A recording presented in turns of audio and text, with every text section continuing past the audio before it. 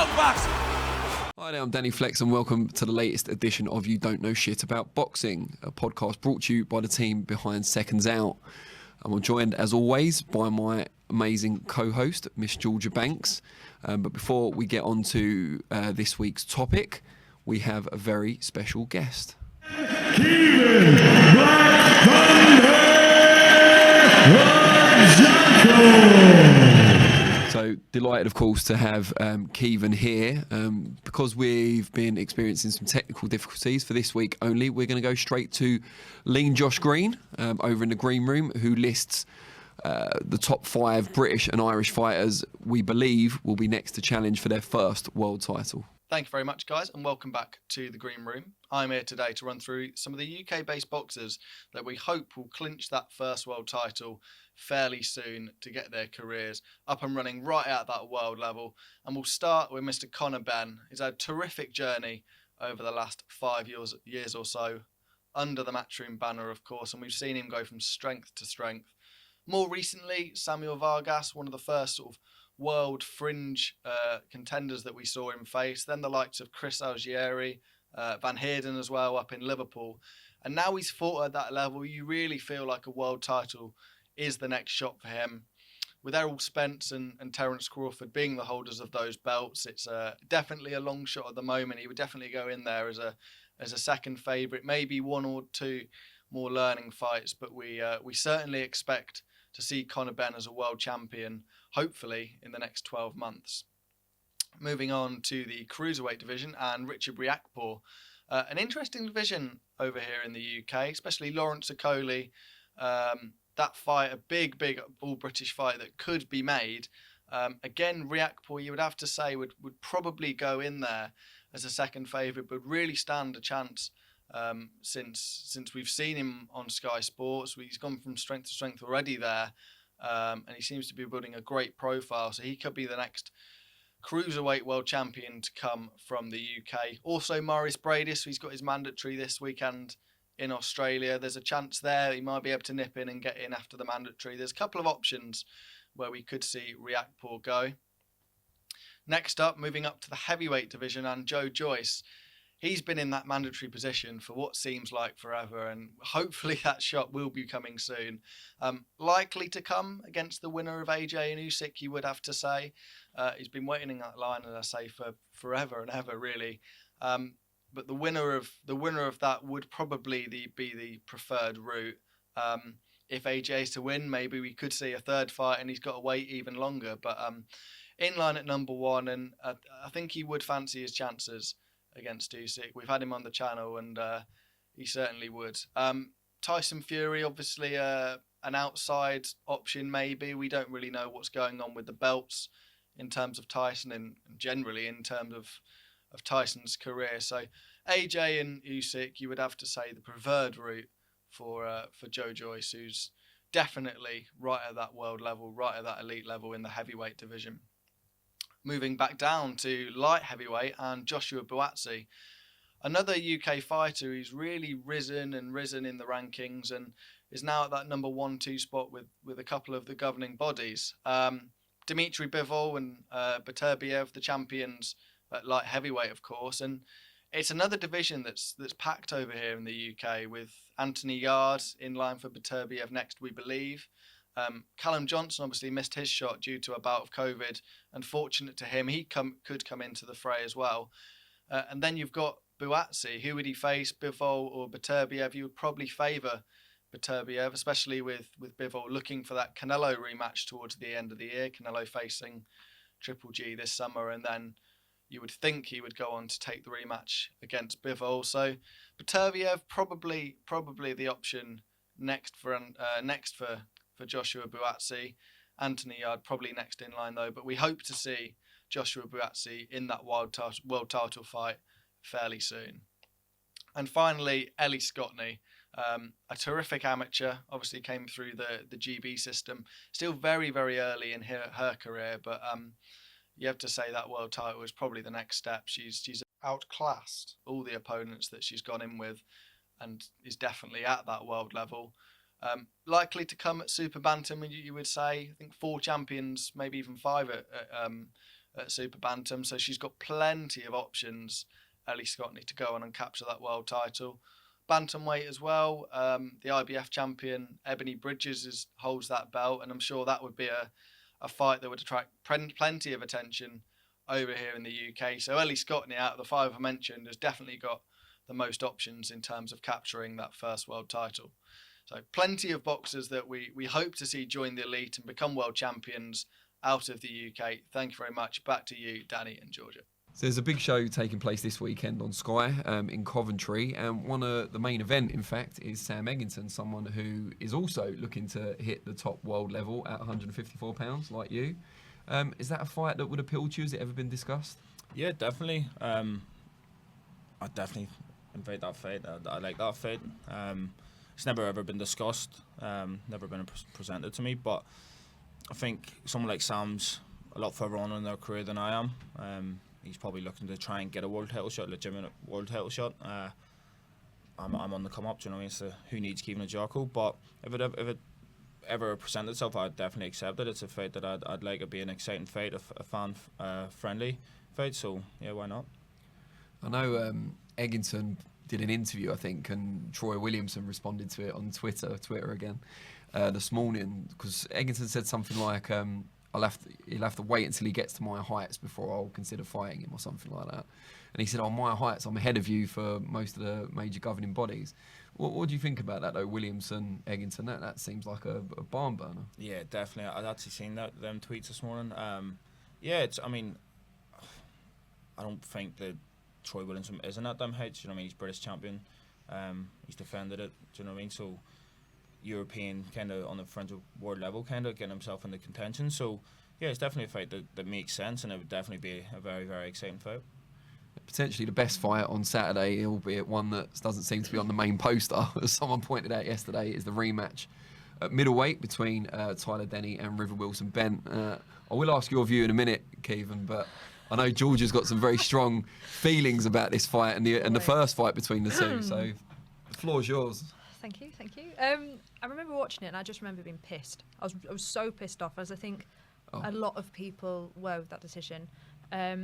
The first ref, what did he give it? 70? No. It was 10 rounder, I think. Yeah. What was it? One was a 7, one was a 3. There was a big. I failed GCSE maths 5 times. Like, give me a break. And that was very to River Wilson Bent, which I was a bit like, oof. Second one, there was a point between them to Denny, and the third one was a draw. So if anything, a draw was the most likely outcome. Sure. But I never had River winning that fight, ever. Did I think it was a clash of heads? No. I think there was, but the cut was already there, which might have slightly opened it up. But I'm not having it. I would stand on the basis that Denny was robbed in that fight. Ooh, strong words. Have you seen it, Caoimhin? Yeah, I remember watching it. Very entertaining fight. Two very good fighters. I agree. I think I had Denny ahead in that fight, and I'm near sure I didn't see any footage of a clash of heads. Can't remember. I remember seeing a footage of a punch landing and opening the cut. So they replayed it that night, didn't they? And then that's not included on any of the fight replay in the aftermath of it. Yeah. And you had the commentators at the same time being like, "Oh, it was a punch that did that," and then afterwards it was like, "Was it a clash of heads?" Even though they'd already said nobody'd seen it. Yeah. Still hurts. Oh, it does hurt. It does hurt. I think I'm near sure. I remember tweeting about it, and it being a punch that opened the cut. And listen, if it's a punch that opens the cut, then Denny wins. And you have to kind of, in this day and age, I think there should be something put in place, just like the Charlie Edwards fight, where they watched the replay back and it was an illegal blow. Do you know what I mean? Like there VAR. should be, VAR. It takes 5 minutes to do. Do you know what I mean? Why not put something in play where you can do that there? Do you know what I mean? Because it's not fair on Denny. He's trained very hard, and I think he's quite older, and he's at a stage of his career where he probably didn't need that. He could have pushed on after that fight. Do you know what I mean? So it's one of them ones. But listen, we get to see an exciting rematch, and I can't wait for it. It'll be a very good fight. We can hear from both Sam Eggington and River Wilson Bent now ahead of the big show on Saturday night.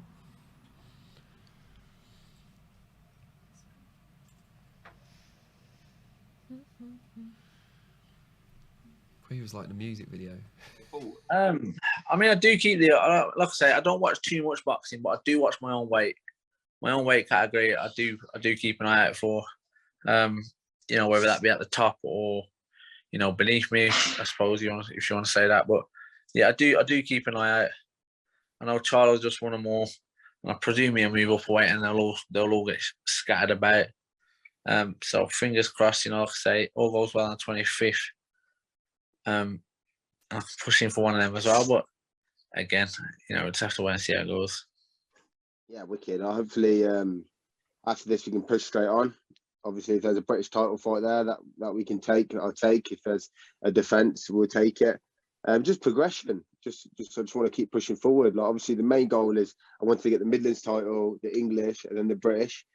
So if we could do that, man, if we could push through that, it'd be wicked. Obviously, Denzel Bentley's got the British at the minute. So, yeah, that'll be a good fight. It's interesting you mentioned Denzel and the British title. Did you get a chance to watch his win over Linus Udofia to win the belt or win back the belt? Yeah, I did. I watched it, and it was what a fight. Both of them brought the game, and I did think Bentley edged it, and he definitely won the fight. But it was what a performance from both lads.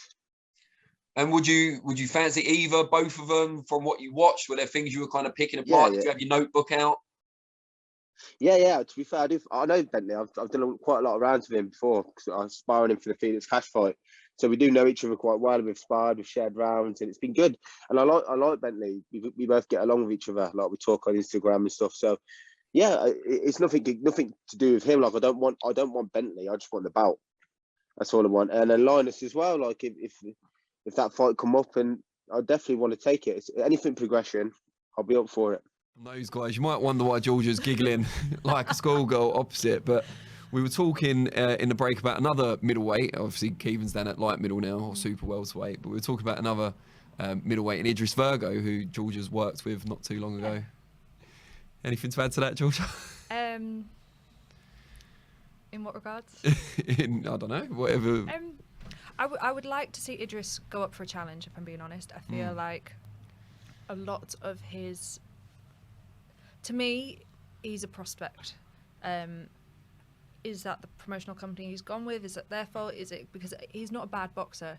But I don't think he's been given his opportunity to really kind of shine. I know he likes to call Jake Paul and like Tommy Fury and everybody out. But I think that's kind of what happens when you mix the boxing world and reality TV. And that's the kind of path it goes down. So I would like to see him in some proper challenging fights. I think it's more that he talks a great game and then fights, losing record fights. The thing, like, when you meet him and you talk to him, he's such a nice guy. Yeah, he is. And I'm sat there and I'm like, Idris, mate, how are you spitting water in people's face? How can you do that at a press conference? And then, I'm talking to you on a level, and you're so nice. I don't get it. You know what I found the strangest about the whole situation was how many people got offended on social media because it was a journeyman. It was like, yeah, spitting water in fighters' face is fine, but not a journeyman. That's just disrespectful. Do you know what? Surely you just don't spit in someone's face regardless. Face, but I actually think journeymen are the unsung heroes of boxing. Yeah. Yeah. So you're saying you'd spit in, I wouldn't spit Joshua's face or Fury's face? Not. Could you imagine? I come up to their belly button. Yeah, I was going to say spit in their hips. Yeah, really about as good as it gets. Got a view on Idris, Caoimhin?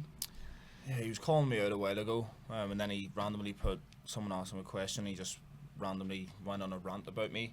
A clown, donut.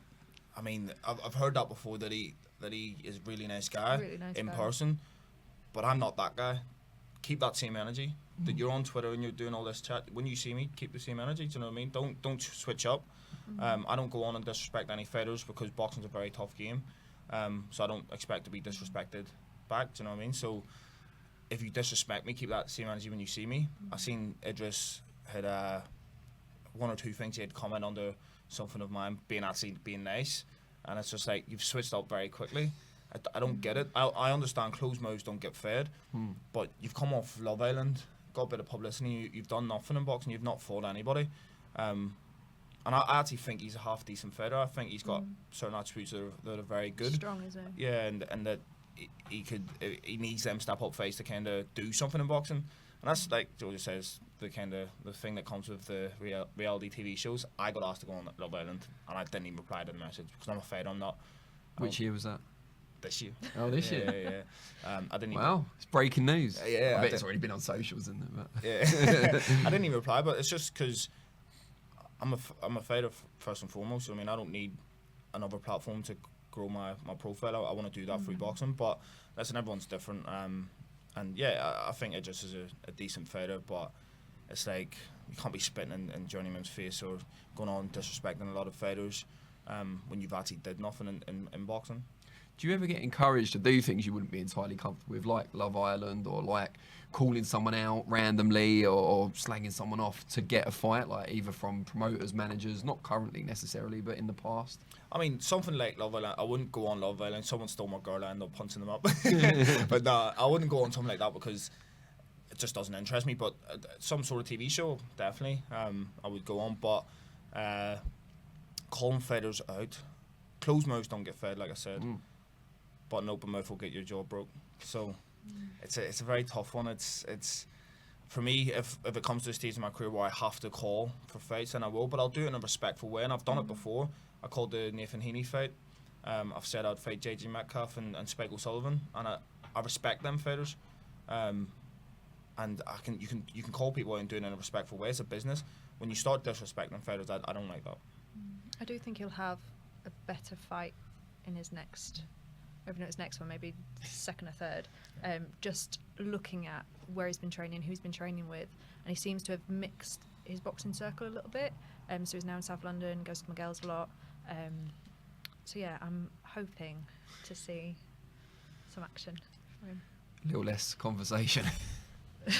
Couldn't resist, yeah. We put a poll out on Twitter. Twitter's getting a lot of free publicity from us today. It is.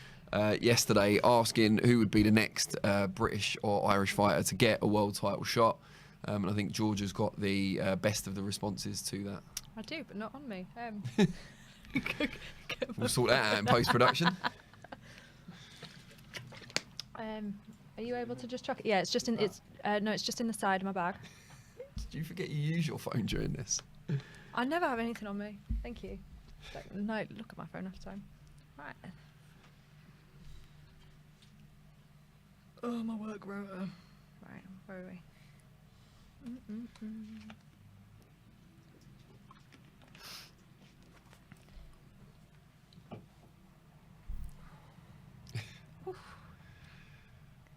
Okay. So, remind me of what you just said? We probably want to flip the cameras to Georgia when we start talking about it. So we put a poll out on Twitter asking people who would be the next fighter from Great Britain or Ireland to challenge for a world title, their first world title, I should say, because otherwise the likes of, Anthony Yard would probably be on there. And we got some pretty good responses, Georgia. Yeah, so you put Caoimhin, Joe Joyce and Conor Benn, and you all got 31% each, so just split straight, and 7% for other. Someone said Lee Wood. I'd argue that he's already a world champion. There's a bit of a debate there, isn't there? He's world champion. Joshua Buatsi, as Bivol is looking for an opponent in September, both on DAZN, and the rankings point towards this. Richard Riakpo, in a great place with the rankings, and Sky desperately need a world champ. Oh! Dagger. God, you're so popular on Twitter. Thanks. There's me like. Sky not already have a world champion? Who have they Savannah got? Marshall? Oh, so sexist tweet. Sexist tweet. Who said that? Well done, Caoimhin. Caoimhin's a feminist. He worked it out. It was on tip of my tongue, I was just about to say. Lee McGregor, Paul Butler would be a good fight and a great opportunity for a Scotsman if Butler and Inoue doesn't happen. What's in it for Butler, though? Like, he's not going to fight McGregor, is he? Why would he? Butler needs to stay as far clear from away from Inoue. Big money, don't it? Lee Wood versus Leo Santa Cruz. Yeah, that's the whole debate over which WBA belt is a world title. Buatsi.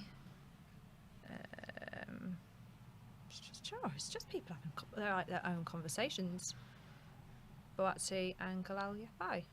Yeah, Galal Yafai was the interesting one because he won that WBC international belt in his debut, but I don't think they're going to put him in for a world title like in the next few fights. I mean, he could be fast-tracked within 2-3 fights. He definitely has the ability to do it. It just needs experience in doing the rounds. He's a very, very good fighter. But I think someone like Buatsi would probably be in the leading. I mean, Contender, definitely. Barrett. That's a good shout. I think is he not? Was one of his fights not eliminated? Was his I think last the last fight? one was eliminated. Yeah, so when he won the European. Yeah, so, and I rate Selfa very highly. Him and Cordina. Do you know what I mean? I feel like it's been a long time coming for Selfa as well. Makes sense. So yeah. Who would you pick out, Britain and Ireland, aside from yourself, next one to win a world title? And it doesn't have to be their first. Next one to I don't expect you to pick Yard over Beterbiev, but next one to win a world title. Oh, that's a tough question.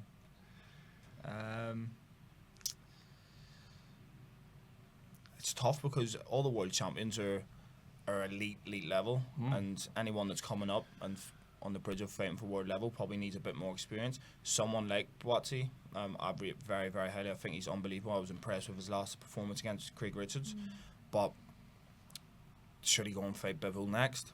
I don't think so. Maybe 1 or 2 more fights at elite level, and then fight Bivol. But yeah, I don't know. You've put me on the spot here. I would say Buatsi. I think he's in the run for it. Someone like Selfa Barrett, if he can get him and Joe Cordina's very competitive fight. Yeah.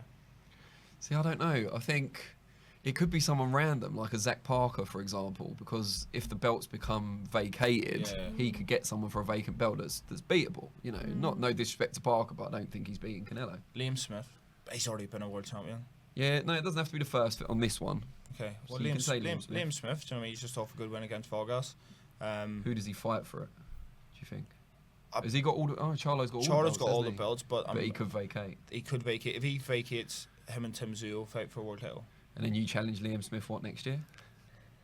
Is that the plan? If I'm in the contention, if I'm up there, yeah, 100%. I want to be world champion before I'm 28. I'm 25 now, 26 at the end of the year, so got 2 years till I achieve that goal. You know what I mean? You heard it here first, folks. Caoimhin Agyarko calls out Liam Smith. 2027 super fight, not 2025. George, who do you think is going to be the next British or Irish world champion? Oh, I didn't actually think about this. Mick Conlon. I'd like to see that, actually, yeah. It's whether he gets another shot anytime soon, though, isn't it? It's sad though when stuff like that happens, though, because I do feel like fighters kind of just get pushed back in the queue again, and it's a bit like, Well, listen, you got to rebuild. It is what it is. You know what I mean? It's boxing. Do you know what I mean? The next person who's below you needs to challenge for the world title. Do you know what I mean? So you have to rebuild and climb the rankings again. Sad though, especially when you like that person as a person and a boxer. You're like. There's Ellie Scottney as well, who Ellie Josh Scottney. mentioned in the green room. Her next fight could be a world title shot, definitely. you know, theoretically. Yeah, I've seen lots of people calling for her to just knock out Ebony Bridges. Yeah, I don't think Bridges wants to come up, and I'm not sure if Scottney I'm not wants sure to she go down. needs to. Or no, I can't say it. Ellie Scottney would be Can't say. world champion. Yes, Without doubt, the yeah, next yeah, world champion. 100%. That's a definite. Like I rate her so highly. She's such a good fighter, such a nice person. She really likes you too. Yeah, and she's She told me this morning when I was on the way here. She deserves a world title shot. She may be our next guest on You Don't Know Shit About Boxing. We're in negotiations. We're just trying to meet her magic number. And yeah, so we shall see. Magic number's this. I don't Yeah. Yeah, I didn't get a magic number either. It's too late now. You're here. So before we get on to the hot seat, we've got some questions for Caoimhin Agyarko from the wonderful world of social media, which I'm sure you'll be delighted to hear. So bear with me 2 seconds. Just another mention. Oh, go on. Go on. If he's fast-tracked, Dalton Smith, an unbelievable Oh, fighter. That's a good shout. 100%. If you can't even find someone fighting for the British. I know. I know he that's has now. That's what I'm saying. If he's fast-tracked, still very, very young, but probably for me the best prospect in British boxing. He's fighting Sam O'Mason for the British now. But I would have liked to have seen him against, Riddy or Harlem Eubank. But I understand those fights can't be made at the moment. Stephen, at I am Stephen on Twitter, says, who was your idol growing up? Doesn't have to be a boxer, necessarily. My idol growing up, probably my big brother, if it's not boxing. Someone that inspires me. He works very hard, and just the kind of life that we had growing up, he's done very, very well for himself. So I'd say my brother in the boxing world, Roy Jones Jr. Are you close in age with your brother? No, 11 years between us, but he's my best mate. So what does he do now? Because you said he's done very well for he owns himself. his own plumbing company, and he's built it from nothing, and he's very, very successful. So What's his name? Thomas Haynes. Get on, follow Haynes Plumbing Heating. gonna Also say. sponsors my career, and his family. So yeah, show support. It's the type of sponsor shout out I quite like. Yeah. Yeah, we like that. What age were you? This is from Kyle Smith. What age were you when you wanted to make boxing your career? So when did you realise it's going to be my job? Once I went to World Championships when I was 14, I knew that because I'd won like the novices and all the titles in that whole year. So I was a novice the same year that I went to the Worlds, and I understood that I really trained hard that year to achieve something in boxing, and I knew that I could make this my job. So once I come back from the European or Worlds and Europeans, I said to myself, if I put my head down and I train like I did that the year before, I can make this my job and kind of be a world champion. But so I'd say when I was 14, 15, Kyle Smith, another shout out, very, very good Irish boxer, national champion. And James Clark says, which sparring partners have you been in with that have won world titles? I think there's only been one. Because you can't get anybody else to spar. Yeah. There's only been one. Or he ruins them and then they don't win world titles. Billy Joe Saunders. I mean, Lerone Richards is the IBO, if you want to. I don't. So, but No, I'm Lerone joking. Richards I mean, I'm not. But is a very good fighter. yeah. Sparred him, I've sparred Billy Joe. I was meant to spar Callum Smith for the Canelo fight. I'm fucking glad I didn't. Everyone wants you for the Canelo fight. I don't know. I sparred Billy Joe for the Canelo fight. I'm glad I didn't spar Callum Smith for Yeah, it. they? Is that a compliment that everyone obviously sees similarities between you and Canelo? Yeah, I mean, Eddie Yeah. Hearn calls me the Irish I was Canelo, going to so say, I've seen it a few times. That's just because he can't say your name. Black Thunder, the Irish Canelo. It's a huge compliment because Canelo for me is the pound for pound best. I'm not going to get into that. And he's achieved great things, and he's an unbelievable fighter, someone I've looked up to and watched, and maybe one day could fight, I hope. But at the same time, when people call me the Irish Canelo, I say I'm Caoimhin Agyarko. Appreciate me for myself, my own style. I don't try and be anyone else, I'm just trying to be the best version of me. Hear that, Eddie? Caoimhin Agyarko. And the last one from Turning Points. It's actually a really good question. Caoimhin, do you think Ireland exceeds in the amateurs but has not seen comparable success in the pros? It would appear Irish boxers struggle making the transition. And then she said, tell him I love him. Yes, I would agree with it to a certain extent.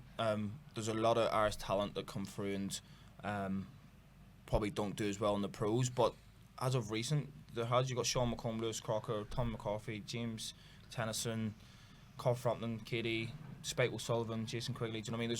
There's countless names that have, Gary Cully, that are doing well. Do you know what I mean? So over the last 10 years, I think we've seen a transition where they are starting to kind of do better in the pro game. But I feel like the way that I was coached, and I know the way that they're coached on the amateur scene down in the National Stadium, it's to suit the amateur game. I feel like fighters over here are coached in a different way, and America are coached with a hint of the pro style already in them, and sitting down on shots better. And back in Ireland, it's all about being up on your toes, loads of feinting and high level, like 2, 3, 4 phase attacks. You know what I mean? So I do think there's a slight delay in transition there, but over the recent years, there's a lot of great Irish talent coming through. Is it also the kind of comparable lack of a pro scene in Ireland as well? Because some of the ones you've singled out yourself, Carl Frampton, obviously based themselves over in the mainland UK. In Ireland, there's not really been many pro shows in recent years. I'm sure there's still a lot of thriving gyms, but maybe it's harder to get the opportunities there as well. Yeah, this is no disrespect to any coaches in Ireland, but I don't think any of the coaches are up to the standard. of the professional game. You had John Breen, who's a very good coach. You got Pete Taylor, who's a very good coach and was a very good amateur coach. But there isn't many to choose from. One of the reasons I come over here was because the sparring is a lot better. Just there's a lot more options, and the coaching. So I think there are the two major factors in why a lot of fighters can't really come across the water, and they don't like that kind of lifestyle. They don't want to sacrifice being away from home, and it's very hard. Like I understand it. Like it is very hard, and it's hard being away from your friends and family. You still got to work. Starting off, if you haven't had a good amateur background, you can't go into the pros. Some people still have to work, or if you don't have the sponsors. So there's a lot of things that kind of add up that list of why Irish fighters don't succeed as much. And I feel like if you do come across water, you got people like me, Ryan Burnett, someone I didn't mention 2 seconds ago, one of my friends and an unbelievable fighter, Carl Frampton, Katie Taylor, all who's moved away, and have done well. They've done well. They've been world champions, and I'm on the way to doing that. Well, that's the questions you guys had for Caoimhin, but it'll soon be taking a different line of questioning from Miss Georgia Banks over in the hot seat.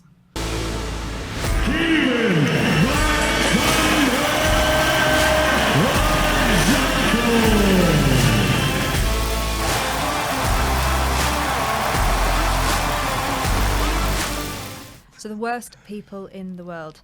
People who are on the phone the whole gym session, or people who spar like they're competing and injure others? People who spar and injure others. People who put clips on Smith machines, or people that don't wash their wraps? Don't wash the wraps.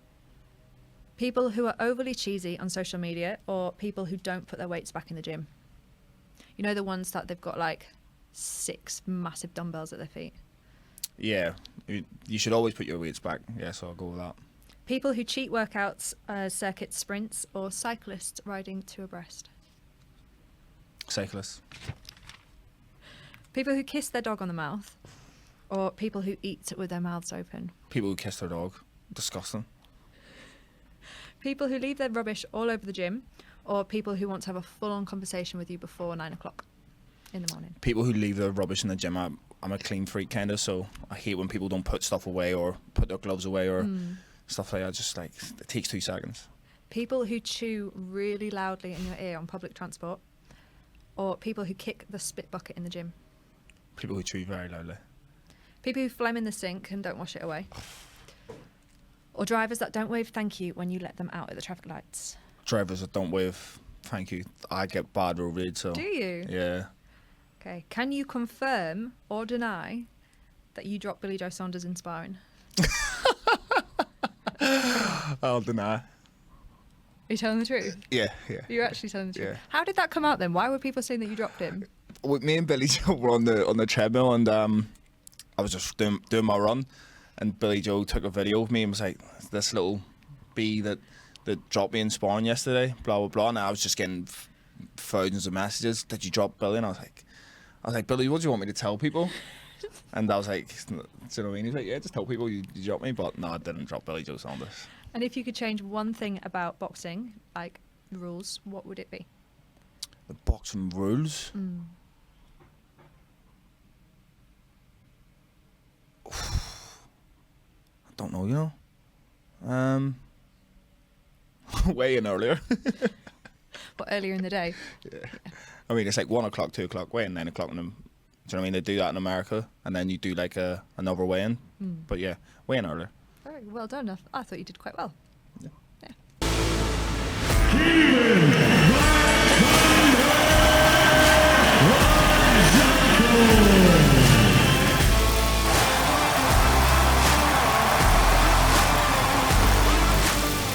Well, that was scorching, appropriately enough. Want to thank you all for watching. Please like, subscribe. We're obviously on YouTube and all the major podcasting platforms. We'll be back with the next episode in a couple of weeks. Caoimhin, really, really appreciate you joining us. Very best of luck on the 9th of July on the Chisora Pulev 2 show. Once you've got an opponent, obviously. And yeah, really, thanks for having you. Thanks for being on. Can I also just say, yeah, it's good that he's here, because last time I tried to get an interview with him, he promised me, and Paul promised me, and where did you go? You pissed off, you went back to the gym. When was this? I was heartbroken. Oh, this was at beef. Liverpool? Liverpool, yeah. Yeah. I had to make weight. Come on, Yeah. man. It's tough, but yeah. Yeah. Listen, I'm here. I didn't even mention the not coming on the podcast 2 weeks ago. That George is just thrown you Yeah. out. Do It's you know what? alright, I can be a nightmare to get a hold of sometimes, and but life's just so busy. And in the boxing world as well, it's like I'm doing so many things. So I apologise. Sorry, I'm not getting it. I apologise, but yeah, listen, no, thank you for having me on. I've really enjoyed it. Thanks for joining us. And yeah, like Danny said, get on and subscribe because it gives the viewers good intent on what us fighters are doing. Definitely. Great stuff. Cheers, guys. Yo, Danny Flexen here. Think you know shit about boxing? There's only one way to find out. Listen to the full podcast via one of the links in the description or go to secondsoutboxing.podbean.com. You know shit about boxing.